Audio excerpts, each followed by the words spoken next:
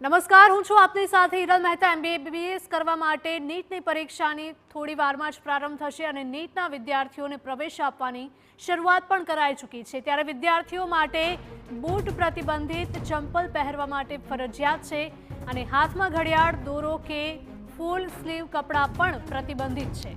Biometric checking દરમિયાન જ પરીક્ષા કેન્દ્રમાં પ્રવેશ આપવાના શરૂ થઈ ગયા છે। તો ગુજરાતમાં કુલ 31 શહેરો અને જિલ્લામાં આજે બપોરે 2 થી સાંજના 5 વાગ્યા દરમિયાન પરીક્ષા યોજાશે, જેમાં સૌથી વધુ ચુસ્ત સુરક્ષા વ્યવસ્થા અત્યાર સુધીની કરવામાં આવી છે અને આ વર્ષે 23 લાખથી પણ વધારે વિદ્યાર્થીઓ નીટની પરીક્ષા આપશે।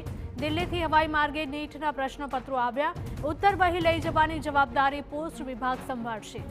ગેરરીતિ રોકવા ફરજિયાત વિડીયોગ્રાફી કરાશે। સીસીટીવી મોનિટરિંગ પણ કરવામાં આવશે।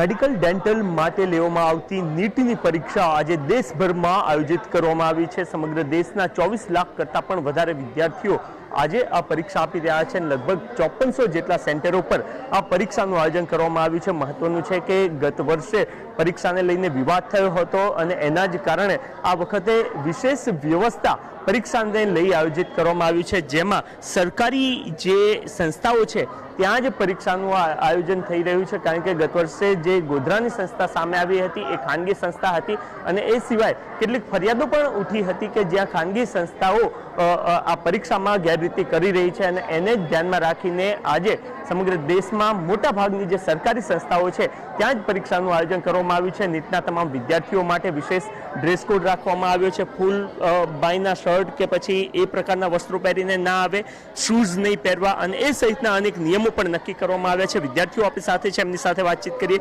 શું કંઈ કહી રહ્યા છે। જી, આ વખતે બદલાવ ખૂબ બધા આવ્યા છે। આપ વિદ્યાર્થી તરીકે કેટલા આશ્વસ્ત છો જ્યારે આજે અહીંયા પરીક્ષા આપવા આવ્યા છો? એમ થોડું હાર્ડ લાગે છે કે એક્ઝામ આપવામાં કે ક્વેશ્ચન એક્સ્ટ્રા નથી તો બધા એમ કમ્પલસરી અટેમ્પ્ટ કરવા પડશે, પર એમ છે તૈયારી છે કે સારા માર્ક્સ આવી જશે। ઓકે, 180 માંથી 180 તમામ આપે અટેન્ડ કરવા પડશે? નહીં, 180 માંથી હવે તમને જે ના આવે એ અટેન્ડ ના કરશો કેમ કે માર્ક્સ કપાય અગર ખોટું થાય તો। ઓકે, હા, બાકી નેગેટિવ માર્કિંગ -1? Negative marking -1।